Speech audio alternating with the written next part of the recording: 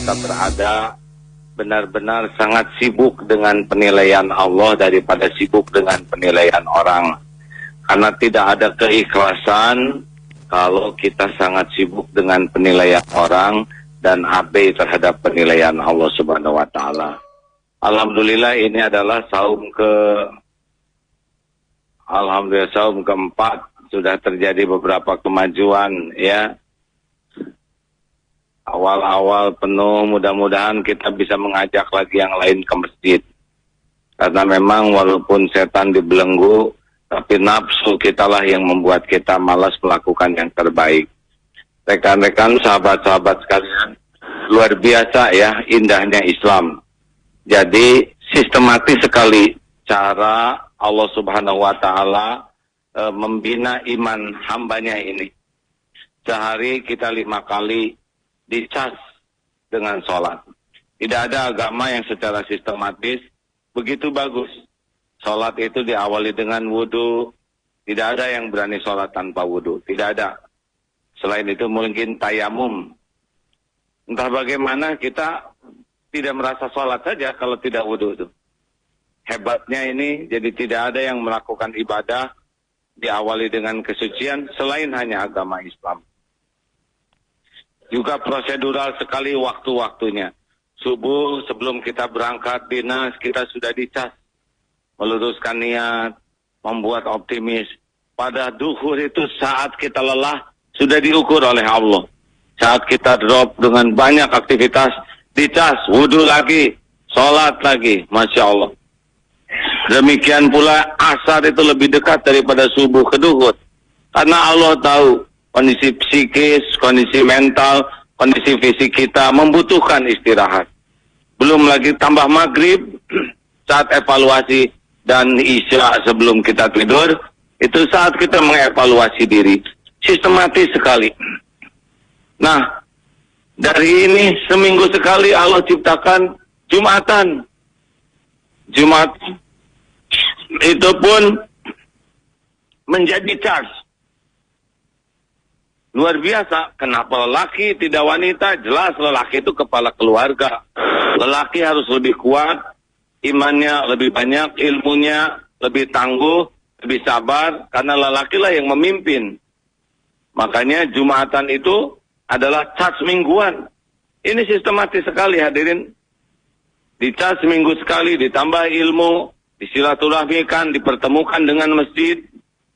Itu cara Allah ngecas kita. Sesudah harian, mingguan, dan tahunan diberikan Ramadan. Lihat Ramadan ini ya. Mau tidak mau tuh yang jarang sholat juga diusahakan sahur. Kenapa ada yang ketawa? Hadirin, saya tidak menyindir ya. Yang jarang sholat juga kepaksa sahur. Dan kemarin kita bisa lihat di mana-mana, ke masjid juga tergerak. Jadi ada sebuah energi bulanan yang membuat orang mau ke masjid. Dan sekarang ada hal yang baik di masjid, yaitu tausiah, kultum. Jadi selama 1 bulan ini, ibadahnya ditambah, kemudian sedekahnya juga dibuat menyenangkan, masjid jadi semangat, ilmu ditambah. Luar biasa sekali, secara sistematis sekali Allah tuh membina iman kita. Benarkah begitu hadirin? Tadi berangkat di jalan itu agak lewat, ramai berbondong-bondong orang yang biasanya tidak terkelihatan itu. Tapi sekarang berbondong-bondong orang ke masjid. Berbondong-bondong juga orang memakmurkan tarawih. Subuh ini adalah karunia besar. Dan seumur hidup sekali akan ada satu tas iman yang luar biasa yang harusnya itu merubah kita, yaitu haji.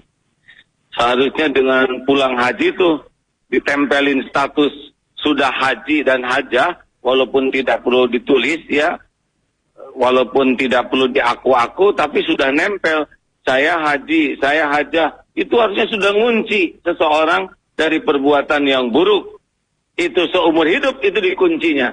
Kan kalau Jumatan mah tidak ada gelar J ya. Apa ini? Jumatan. Tapi kalau haji itu tidak ada gelarnya aslinya hadirin. Tapi di hati kita sudah melekat, saya sudah pernah dijamu Allah haji, saya sudah pernah dijamu di Arafah. Itu ngunci, seharusnya membuat seseorang itu jadi betul-betul menjaga dirinya. Luar biasa kalau ditafakuri bagaimana Allah sayang kepada umat secara sistematis. Pertanyaannya, kenapa ada yang sudah Jumatan atau sholat, Jumatan, Ramadan juga haji, kok kurang konsisten? Rontok lagi. Halo? Perlu kita bahas tidak ini? Nah ini, jadi kenapa ada orang yang beramal tapi tidak signifikan merubah dirinya? Pertama, penyebabnya niatnya. Belum tentu niat melaksanakannya lillahi ta'ala. Jadi belum tentu sholat itu cari keridhaan Allah, cari pertolongan Allah. Ada yang sholat itu karena kepaksa. Nggak enak, sekantor pada sholat, saya duduk sendiri di kantor. Ada yang Jumatan juga hanya rutinitas, tidak ada panggilan hati ingin mendekat ke Allah. Jadi Jumatan juga nanti duduknya di paling belakang, paling dekat dengan sendalnya, dan pintu, maaf, yang di sini nggak apa-apa, itu Jumatan. Kemudian datang paling akhir, pulang paling awal. Dan selama Jumatan juga punya alam yang lain, karena pulas ya. Hadirin, juga Ramadan. Ramadan tidak dengan ilmu yang benar, niat bisa jadi tidak masuk wilayah man shoma Ramadana imanan wahtisaban ghufirallahu ma taqaddama min dzambi. Tidak termasuk wilayah itu yang diampuni karena dia memang niatnya juga enggak bulat ini. Termasuk haji. Haji juga ada yang niatnya gelarnya saja, ada yang pengen status sosialnya, ada yang macam-macam lah niat-niat, dan Allah Subhanahu wa taala tahu itu niat di hati kita. Enggak bisa dibohongin, enggak bisa diakalin supaya tidak diketahui Allah. Wa huwa alimum bidatu sudur. Dan Allah tuh kan melihat yang duru ila qulubikum wa a'malikum. Oleh karena itulah penyebab pertama kenapa kok ibadahnya dilakukan tapi tidak signifikan perubahannya, karena dari awal niatnya juga bukan serius ingin dekat dengan Allah, bukan ngabdi ke Allah. Dua, kenapa ada orang yang ibadahnya ke masjid rajin, Jumatan juga, ya saum, tapi nggak signifikan? Itu masalah ilmunya, hadirin. Jadi amalnya tuh seaya-aya kalau bahasa Sunda.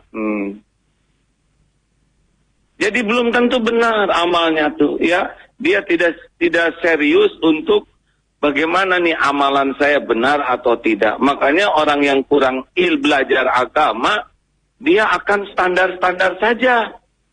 Tidak ada peningkatan. Punten Pak ya, kalau orang sangat serius mau dekat ke Allah dan dia belajar terus, ada ciri-cirinya. Pasti dia akan senang cari ilmu. Karena ilmu itu pupuk iman. Ilmu itu pemandu amal. Kalau orang senang beribadah tapi tidak senang belajar, tidak senang memperbaiki kualitas keilmuannya, tidak ingin tahu lebih banyak, lebih baik, itu nyaris ibadahnya itu walaupun mungkin banyak tapi tidak signifikan merubah akhlaknya. Halo? Man yuridillahu bihi khairan yufaqihu fid din. Barang siapa yang dikehendaki Allah kebaikan baginya, Allah berikan paham ke agama. Jadi kalau ada orang senang ke masjid, senang ibadah, tapi nggak ada kesenangan untuk baca, ilmu untuk dengar dari para ustadz ulama yang berkompeten, ya. Kemudian kita tidak berusaha menambah wawasan, nyaris itu ilmu. Walaupun dia bergerak ke masjid, ngomongnya masih gibah, ya, masih menghina orang, masih tidak bisa menyikapi perbedaan dengan cara yang tepat, masih iri, pokoknya mah nggak signifikan, karena semua perubahan akhlak itu berkaitan dengan ilmu dan amal.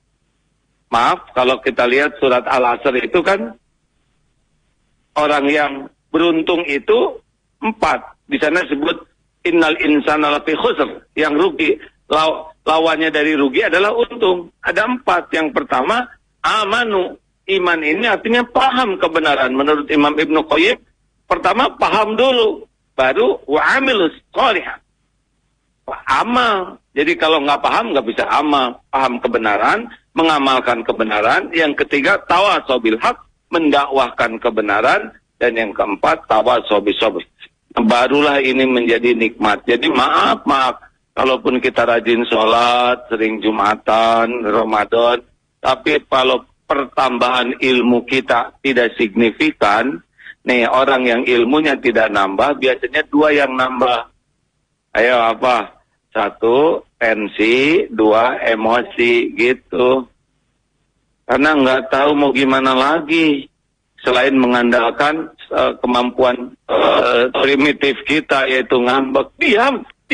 Itu karena nggak ada lagi kata-kata untuk menyelesaikan masalah. Makanya maaf, mudah-mudahan dengan adanya Ramadan ini, selain kita meningkatkan ibadah, satu yang harus ada di otak kita, saya harus nambah ilmu. Contoh ya, semoga Allah memuliakan para pembaca Quran. Baca Quran itu udah luar biasa. Satu-satunya bacaan yang berpahala tanpa dimengerti adalah Al-Quran. Nah, kita sering baca Quran tanpa kita ngerti artinya. Terus kita baca itu udah ada pahalanya. Apalagi ngerti, benar? Kita sering ngejar khatam 30 juz. Membaca Ramadan itu bagus. Tapi pernahkah kita punya program khatam Al-Quran plus tarjamah? Nah, bagaimana kita bisa tidak berburuk sangka? Ya ayyuhalladzina amanu tanibu katsiran minadh-dhann inna ba'da dhanni ismun wa la tajassasu wa la yaghtab ba'dukum ba'dha ayuhibbu ahadukum an yakula lahma akhihi maitan faqaritumu wattaqullaha innallaha tawwabur rahim. Al-Hujurat ayat 12. Enak dibaca gitu. Pulang baca gitu, amit-amit siapa teh.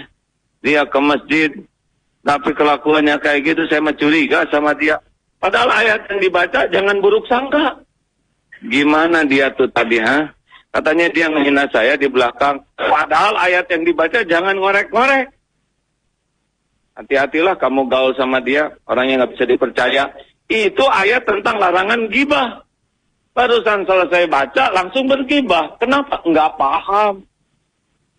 Makanya mari saudara-saudaraku, para pendengar, para penyimak acara ini, tingkatkan. Kalau udah dengar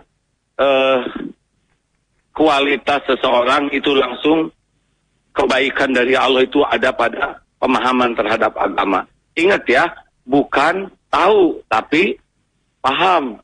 Yufaqihu fid din. Bukan tahu agama tapi paham. Nah, yang keberapa terakhir, ya pokoknya terserah lah saudara nomor berapa. Biar simpel saja, kenapa orang datang ke masjid, sholat Jumat dan sebagainya tidak merubah? Karena salah niat. Yang kedua karena kurang ilmu. Ada lagi, kenapa sudah berilmu tapi kok kelakuannya juga nggak rubah? Nah, ini penyebabnya adalah yang disebut ilusi ilmu. Merasa sudah beramal dengan tahu. Apa artinya tahu kalau nggak mujahadah? Tahu berkuda itu tidak identik bisa berkuda. Paham berkuda tidak identik bisa berkuda, benar? Paham ilmu berenang tidak identik bisa berenang. Satu-satunya cara selain paham supaya jadi jago berenang adalah digejeburin ke air. Mungkin teorinya gaya dada, tapi pertama jadi gaya batu. Meningkat jadi gaya gogok gitu yang begini. Baru lambat laun meningkat. Nah, titik lemah kita kalau udah dapat ilmu tuh enggak bermujahadah, Pak.